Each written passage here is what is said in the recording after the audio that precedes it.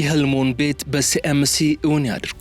ውበትና ምቾትን በአንድ ላይ ከድሪም ቢውልደርስ ሪል ስቴት በከተማዋ ተመራጭ በሆነችው ሲኤምሲ የተባበሩት ኮምፓውንድ አፓርትመንቶችን ለሽያጭ አቅርበናል። ሙሉ ክፍያ ለሚከፍሉ የ30 በመቶ ታላቅ ቅናሽ አዘጋጅተናል። የ10 በመቶ ቅድመ ክፍያና የ50 በመቶ የባንክ ብድር ማመቻችተናል። ባለ አንድ መኝታ 73 ካሬ በ720 ሺህ ብር ቅድመ ክፍያ ወይንም በ30 በመቶ ቅናሽ በ5.3 ሚሊዮን ብር ጠቅላላ ክፍያ።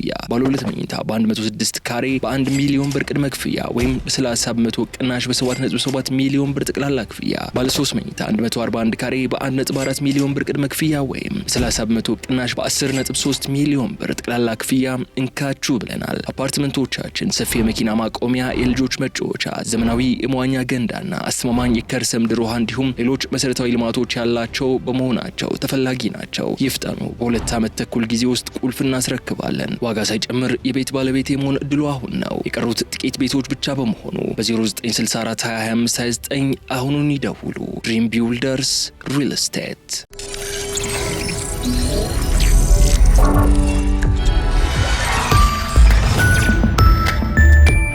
ይህ አዋዜ ሰበር ነው። አሜሪካ ከኢራን ጦርነት ጋር በተያያዘ ከሪያድ ጋር በተፈጠረ ውጥረት የተነሳ ጦሯን ከሳዑዲ አረቢያ ለመቀነስ እያውጠነጠነች መሆኗ ተሰማ። ይህንን መጀመሪያ ላይ በዎል ስትሪት ጆርናል የወጣ ዘገባ በማጠናከር አንድ የመካከለኛው ምስራቅ የስለላ ባለሥልጣን ለእስራኤሉ ዘ ታይምስ ኦፍ እስራኤል እንደገለጹት ሳዑዲ አረቢያ ለበርካታ የኢራን የሚሳኤልና የሰው አልባ ድብደባ የዳረጋትን ጦርነት ለማካሄድ አሜሪካ ከወሰነችበት ጊዜ ጀምሮ የሁለቱ አገራት ግንኙነቶች ላለፉት ወራት እያደር እየሻከረና እየተበላሸ መጥቷል። አንዱ መገለጫ አሜሪካ የሆርሙዝ ሰርጥ መግቢያ ላይ ተፋፍገው ለወራት የታገሉ ወደ 2000 የሚደርሱ መርከቦችን በአሜሪካ ባህር ኃይል አጃቢነት ለማሳለፍ ያወጣችው ፕሮጀክት ፍሪደም የተባለ ዕቅድን ለማካሄድ ሳውዲ አረቢያ በግዛቷ የሚገኙ የአሜሪካ ጦር ሰፈሮች ጥቅም ላይ እንዲውሉ ለመፍቀድ አልተባበርም በማለቷ በተጀመረ 36ኛው ሰዓት ላይ ሊሰረዝ መቻሉ ይታወቃል በይፋ። ፕሮጀክት ፍሪደምን ለማካሄድ አሜሪካ ለነበራት ዕቅድ ተፈጻሚነት የሳውዲ አረቢያ ጦር ሰፈሮችና የአየር ክልል ቁልፍ ስለነበረ የሪያድ ለመተባበር አሻፈረኝ ማለት አሜሪካ ተልእኮውን እንድትሰረዝ አስገድዷታል።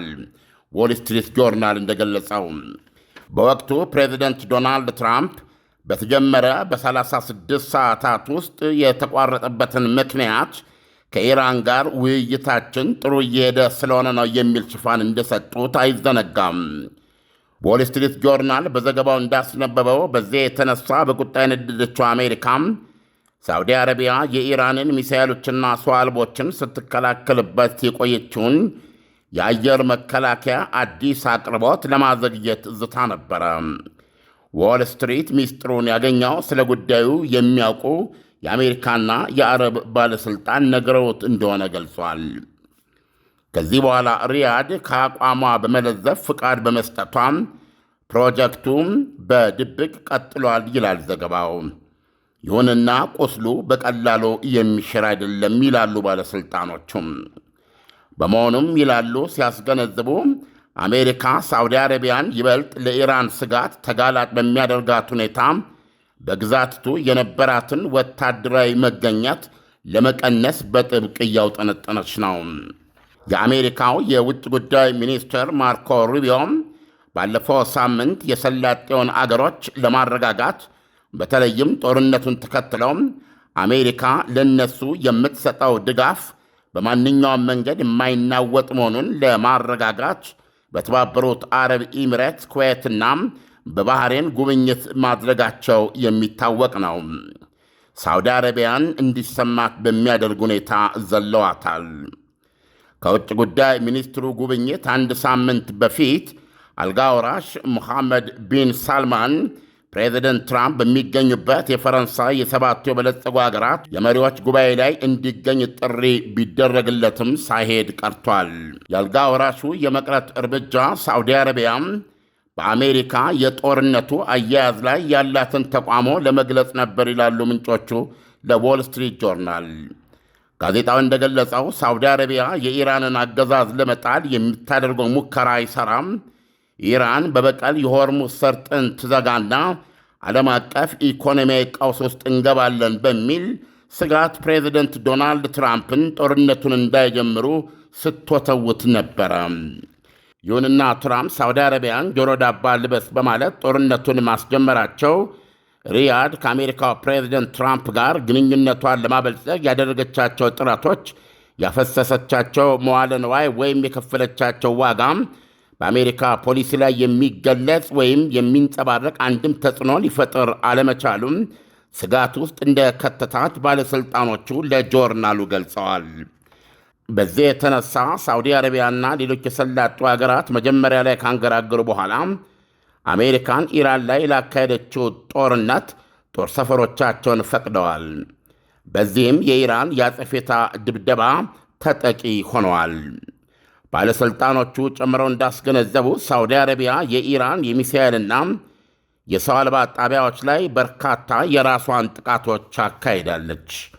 ኢራን በጥቃቱ ሳውዲ አረቢያ ውስጥ የሚገኙትን ጨምሮ የሰላጤውን ሀገራት የኤነርጂ ጣቢያዎች ኢላማ ማድረጓን በመግፋቷም ሳውዲ አረቢያ ውጥረቱን ለማርገብ ዲፕሎማሲያዊ መፍትሄ እንዲደረስ መግፋት ጀመረች።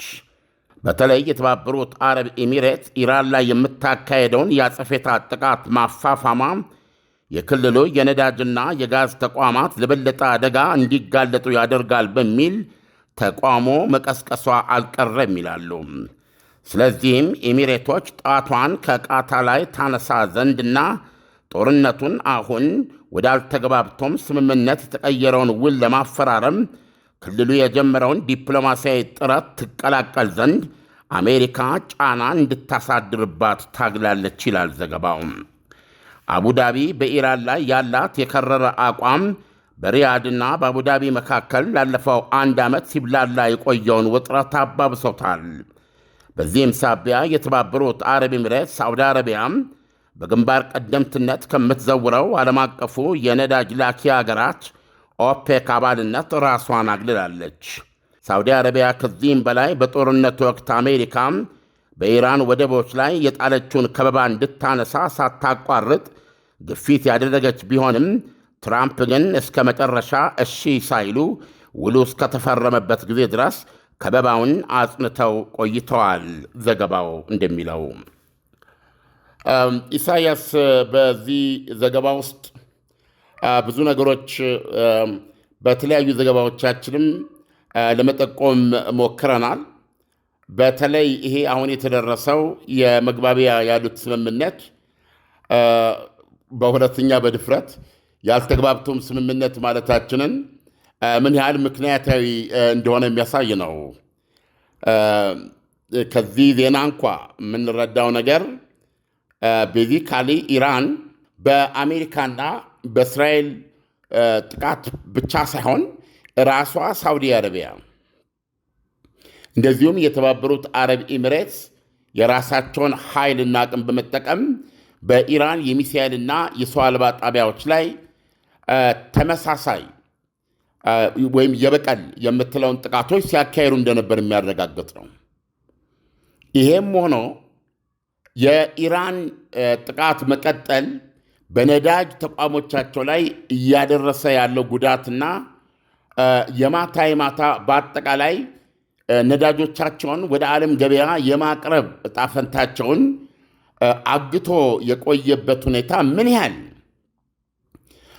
ያህል ጫና እንደፈጠረና ሳውዲ አረቢያ ከዚህ አንጻር ራሷን ማቀብ ብቻ ሳይሆን በተለይም በራሷ አቋም በመጽናት የውጊያው ተካፋይ የነበረችውን ኤሚሬትስ ላይም አሜሪካ ተጽዕኖ በማድረግ ነገሮች በተንደፋደፈ መልኩ አሁን የተፈረመውን የአልተግባብቶም ስምምነት አማካኝነት ጦርነቱን ለማቆም ምን ያህል እንቅስቃሴ ላይ እንደነበሩ የሚያሳይ ነው።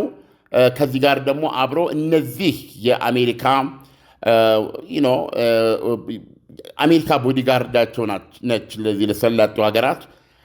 በዚህ ጦርነት ሂደት ውስጥ ግን በተለይ ሳውዲ አረቢያ ምን ያህል በአሜሪካ ላይ ያላት በራስ መተማመን እንደጋሸበ በአሜሪካ ላይ በዶናልድ ትራምፕ አስተዳደር ላይ ያላት ተጽዕኖም እንደ ቃል ልታፈስ ቃል እንደገባችው የ1 ትሪሊየን ዶላር ኢንቨስትመንት መጠን የሚገለጽ ሆኖ እንዳላገኘችውና አጠቃላይ ስጋት ውስጥ መውደቋን የሚያሳይ ዜና ነው አሁን እየሰማ ነው።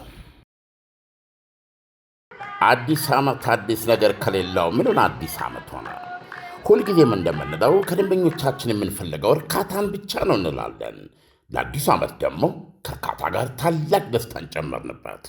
ሽልማት እንደ ሁልጊዜው የወደዱትን አዘው ከወዳጆቹና ከቤተሰቦ ጋር ውብ ጊዜን እያሳለፉ 250 ድርሃምና ከዛ በላይ ተጠቃሚ ሲሆኑ የዕጣው ተሳታፊ ይሆናሉ።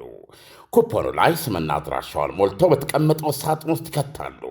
ኦንላይን ለምታዙ ደንበኞቻችን ትዕዛዙ ከ250ና ከዛ በላይ ከሆነ ኩፖን አብረን የምንልክ ሲሆን ሞልተው በዱከም ሬስቶራንት በሚገኘው ሳጥን ማስገባቱን አይዘንጉ። ዕጣው የሚወጣው የአይፎን 17 ፕሮማክሱ ኦገስት 8 ሲሆን BYD ሶንግ ፕላስ ብራንድ ኒው መኪና ደግሞ ሴፕቴምበር 12 ይሆናል። የዱባይ ኢኮኖሚ ዲፓርትመንት ፍቃድ የሰጠው የመንግሥት አካል በተገኘበት ዕጣው የሚወጣ ሲሆን በዱከም የሶሻል ሚዲያ ገጾች ላይ በቀጥታ የሚተላለፍ ይሆናል። አይተው ነክተው ዳሰው የመጀመሪያውን ሰልፊ ተነስተው ዕድልዎን ያሳምሩ። በዕጣው ተሳታፊ ለመሆን 250 ድርሃም ወይም ከዚያ በላይ ተጠቃሚ መሆን፣ ለእያንዳንዱ 250 ድርሃም አንድ ኩፖን ይቀበሉ። የኩፖን ብዛት ገደብ የለውም። ብዙ ሲጠቀሙ ብዙ ዕድል ያገኛሉ። ሕግና ደንቦች ተፈጻሚ ይሆናሉ። ምግብ በልተው መኪና የሚሸለሙ ከሆነ ከዱከም ውጭ የት ይመገባሉ? ለሁሉም ውድ ደንበኞቻችን መልካም ዕድል እንመኛለን። ዱካም ዱባይ። ዓለም ኢራኖች አሜሪካ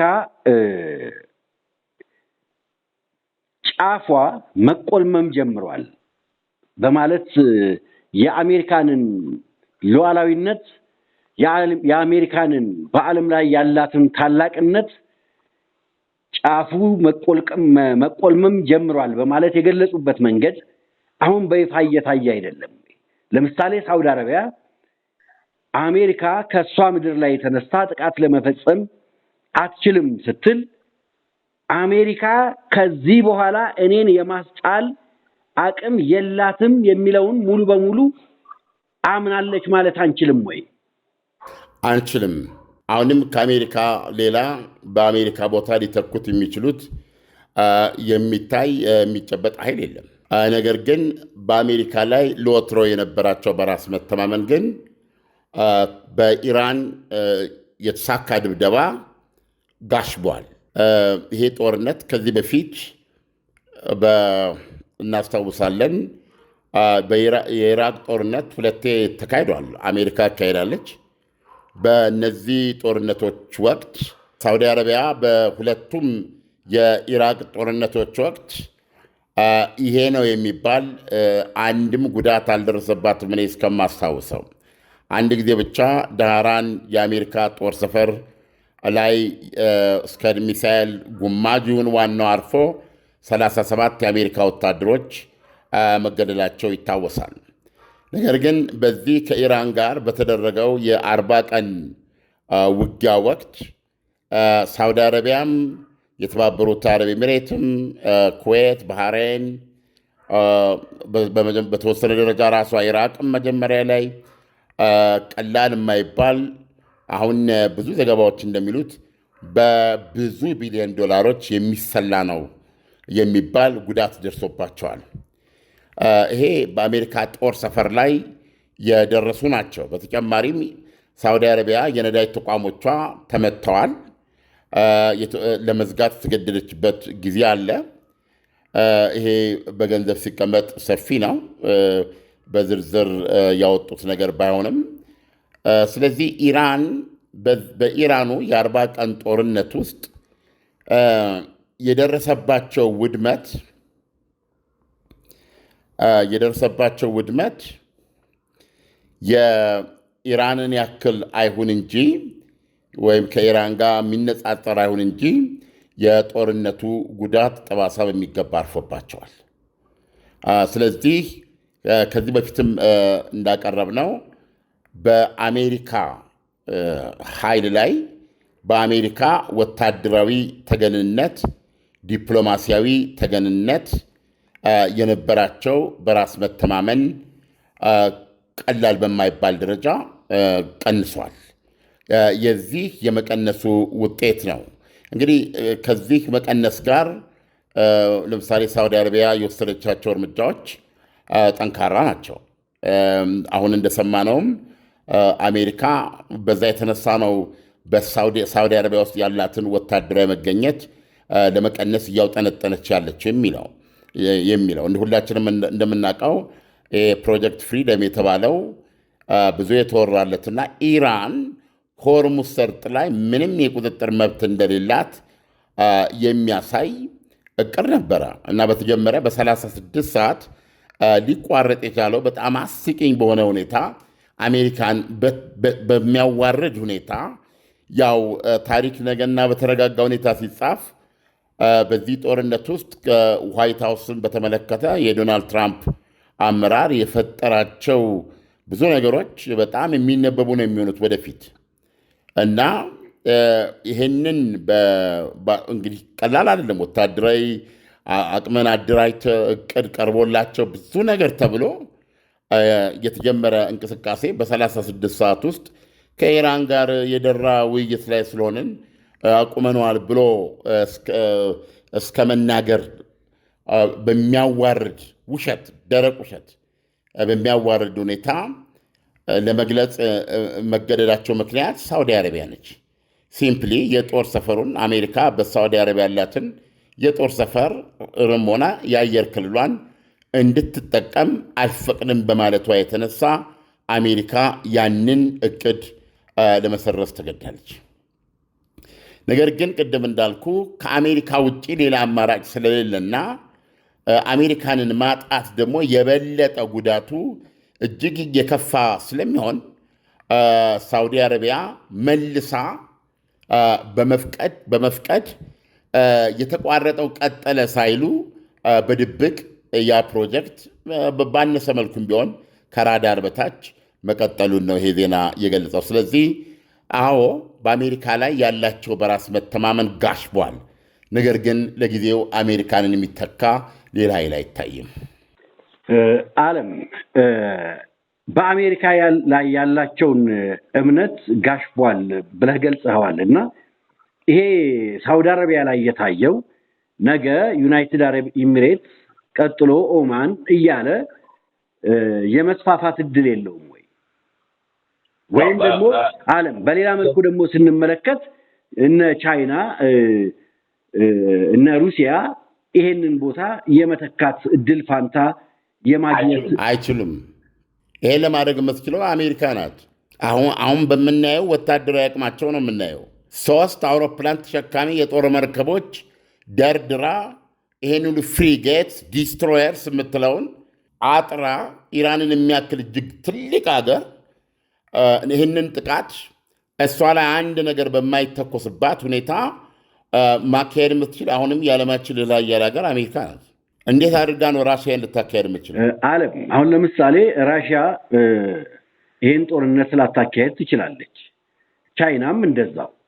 ግን ቻይናና ራሽያ ከኢራን ጋር ካላቸው መግባባት አንጻር በመግባባት ጦርነቱ ሊቆም የሚችልበትን መንገድ ሊያመቻቹ አይችሉም ወይ? ይሄ አሜሪካንን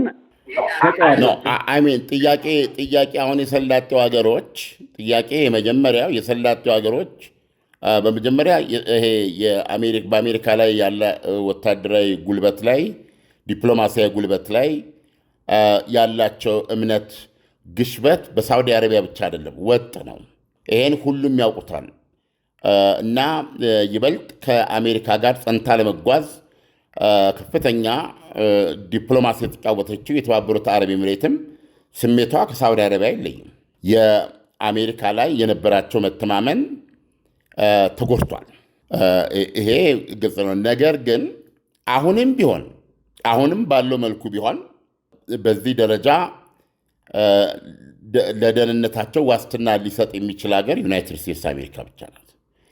የኢራንና የቻይና እገዛን ለምሳሌ ኢራን ላይ ብንመለከተው የሳተላይት መረጃ፣ አንዳንድ አስፈላጊ የሚሳኤል መገጣጠሚያ ሚሳኤል ለመስራት የሚያስችሉ አካላት እነሱን የሰው አልባ መገጣጠሚያዎች ምናልባት ሰው አልቦችንም በራሽያ ሰጥታ ሊሆን ይችላል እና ኢራን በዚህ መንገድ ፈርጣማ እንድትሆን ከኋላዋ አግዘዋት ሊሆን ይችላል። ነገር ግን ማገናዘብ ያለብን የእስራኤልና የአሜሪካ የጦር ጀቶች በሙሉ የዘረገፏቸው ቦምቦች ይሄን እንምታ ብለው ያሰመሩባቸው ምልክት ያደርጉባቸውን ቦታዎች ነበር የሚመቱት እና ወደ እንግዲህ ግምቱ ከአንዱ ወደ አንዱ ይለያያል።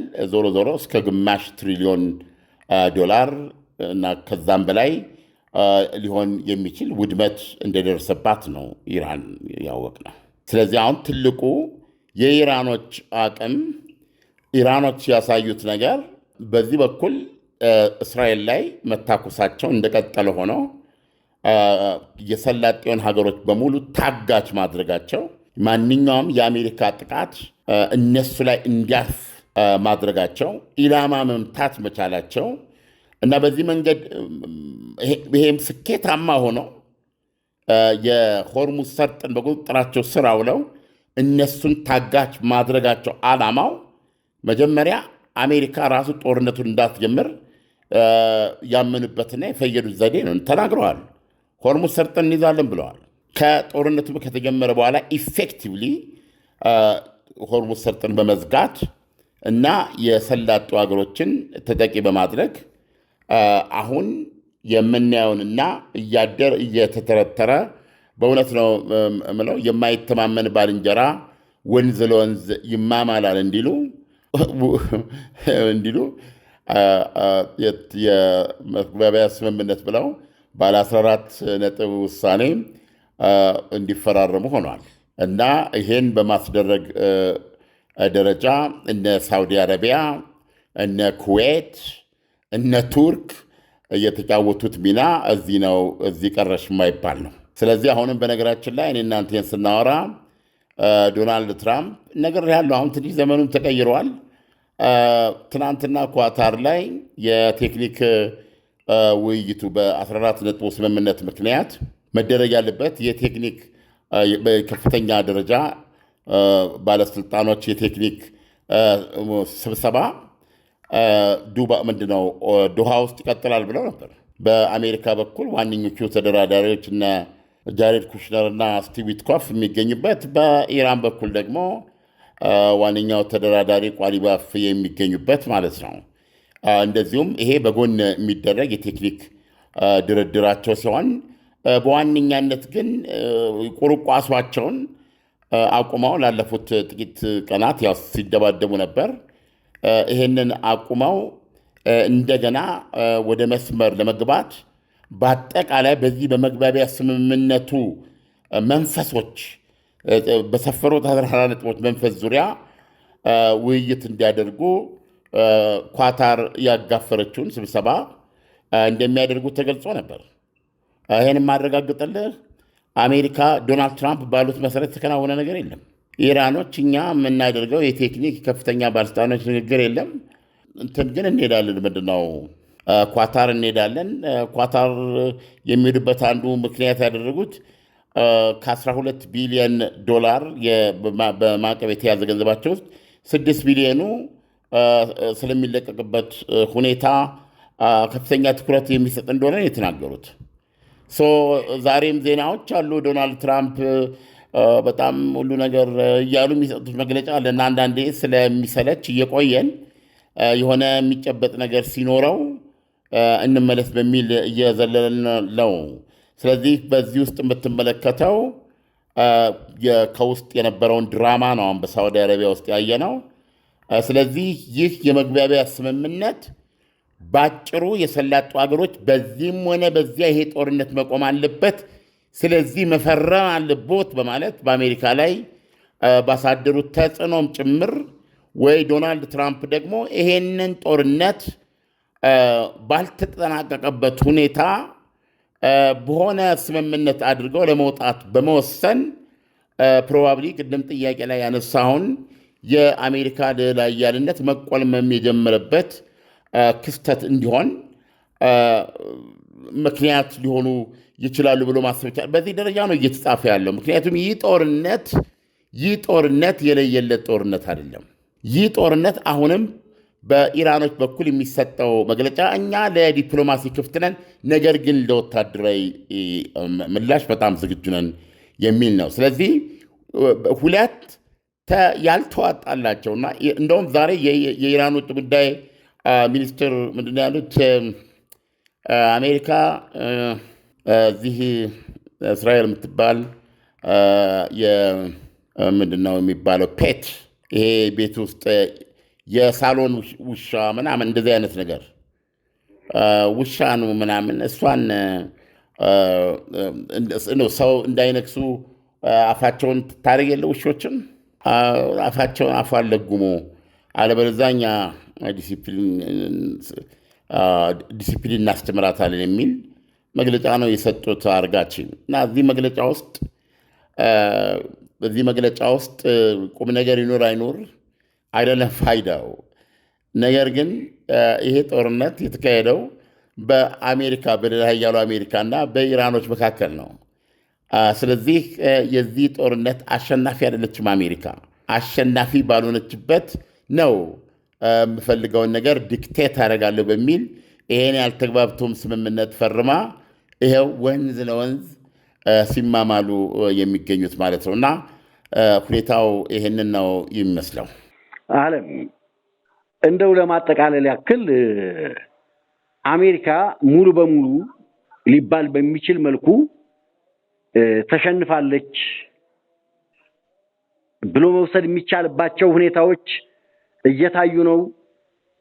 አዲስ ዓመት አዲስ ነገር ከሌለው ምንን አዲስ ዓመት ሆነ? ሁልጊዜም እንደምንለው ከደንበኞቻችን የምንፈልገው እርካታን ብቻ ነው እንላለን። ለአዲሱ ዓመት ደግሞ ከእርካታ ጋር ታላቅ ደስታን ጨመርንበት። ሽልማት እንደ ሁልጊዜው የወደዱትን አዘው ከወዳጆቹና ከቤተሰቦ ጋር ውብ ጊዜን እያሳለፉ 250 ድርሃምና ከዛ በላይ ተጠቃሚ ሲሆኑ የዕጣው ተሳታፊ ይሆናሉ። ኩፖኑ ላይ ስምና አድራሻውን ሞልተው በተቀመጠው ሳጥን ውስጥ ይከታሉ።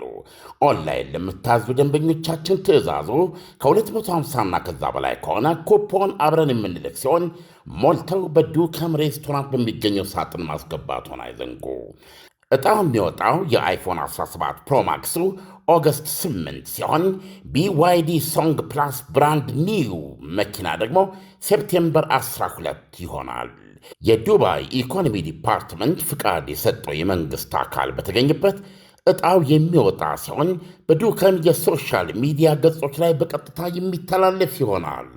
አይተው ነክተው ዳሰው የመጀመሪያውን ሰልፊ ተነስተው ዕድልዎን ያሳምሩ። በዕጣው ተሳታፊ ለመሆን 250 ድርሃም ወይም ከዚያ በላይ ተጠቃሚ መሆን፣ ለእያንዳንዱ 250 ድርሃም አንድ ኩፖን ይቀበሉ። የኩፖን ብዛት ገደብ የለውም። ብዙ ሲጠቀሙ ብዙ ዕድል ያገኛሉ። ሕግና ደንቦች ተፈጻሚ ይሆናሉ። ምግብ በልተው መኪና የሚሸለሙ ከሆነ ከዱከም ውጭ የት ይመገባሉ? ለሁሉም ውድ ደንበኞቻችን መልካም ዕድል እንመኛለን። ዱካም ዱባይ። አሁን ሳውዲ አረቢያ የምትነግረን ምንድን ነው? ሳውዲ አረቢያ እኔ ይህን ጦርነት እንዳያደርጉ የኢራንን አገዛዝ ለመቀየር ለመጣል አይችሉም፣ አይሰራም። እነሱን ለመጣል የሚደረግ ጥቃት እንትን አይሰራም።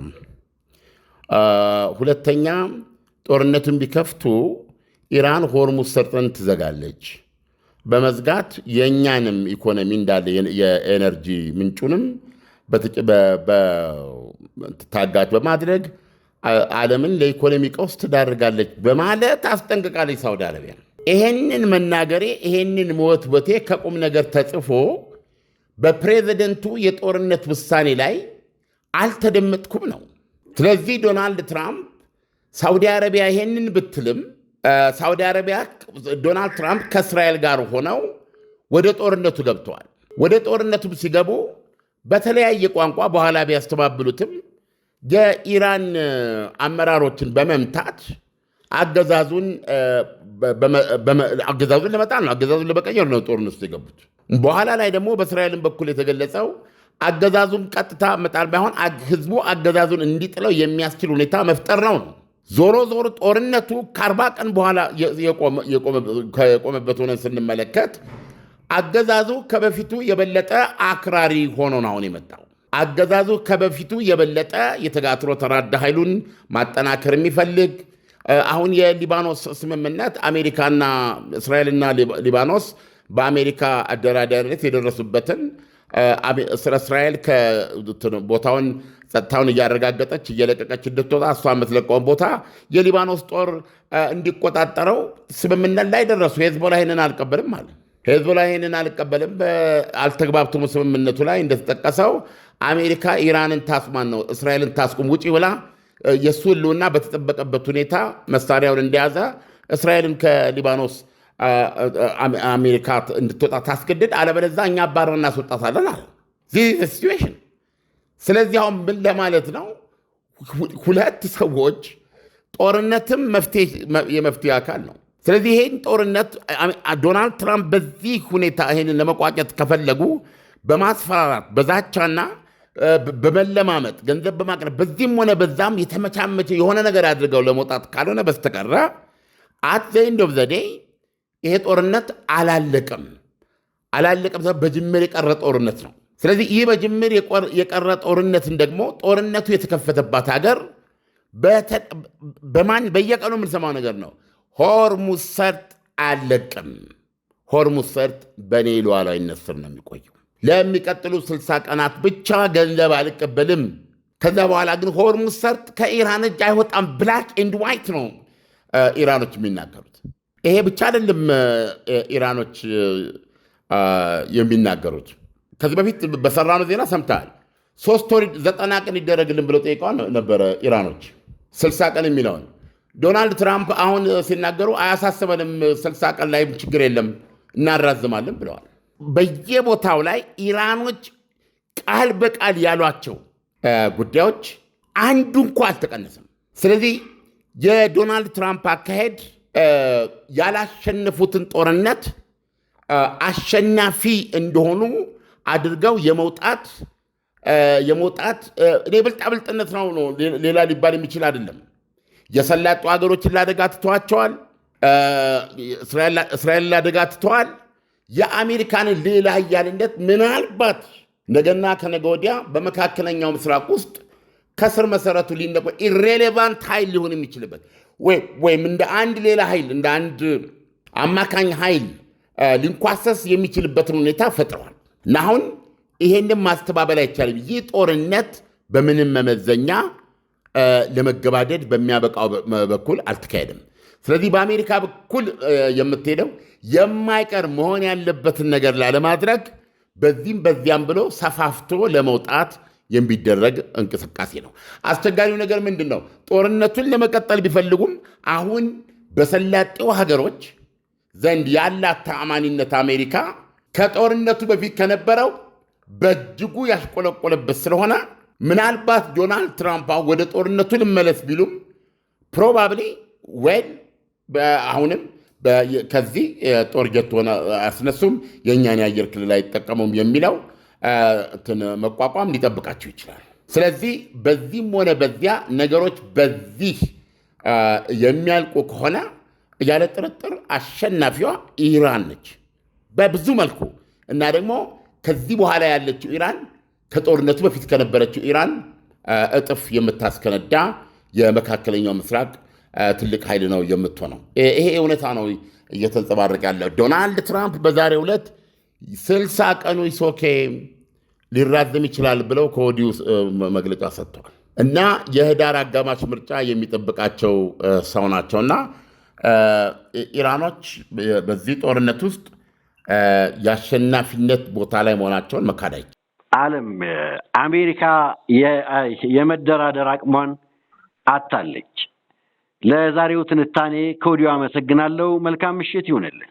መልካም የህልሞን ቤት በሲኤምሲ እውን ያድርጉ። ውበትና ምቾትን በአንድ ላይ ከድሪም ቢልደርስ ሪል ስቴት በከተማዋ ተመራጭ በሆነችው ሲኤምሲ የተባበሩት ኮምፓውንድ አፓርትመንቶችን ለሽያጭ አቅርበናል። ሙሉ ክፍያ ለሚከፍሉ የ30 በመቶ ታላቅ ቅናሽ አዘጋጅተናል። የ10 በመቶ ቅድመ ክፍያና የ50 በመቶ የባንክ ብድር ማመቻችተናል። ባለ አንድ መኝታ 73 ካሬ በ720 ሺህ ብር ቅድመ ክፍያ ወይንም በ30 በመቶ ቅናሽ በ5.3 ሚሊዮን ብር ጠቅላላ ክፍያ። ባለ ሁለት መኝታ በ106 ካሬ በ1 ሚሊዮን ብር ቅድመ ክፍያ ወይም በ30 በመቶ ቅናሽ በ7.7 ሚሊዮን ብር ጠቅላላ ክፍያ።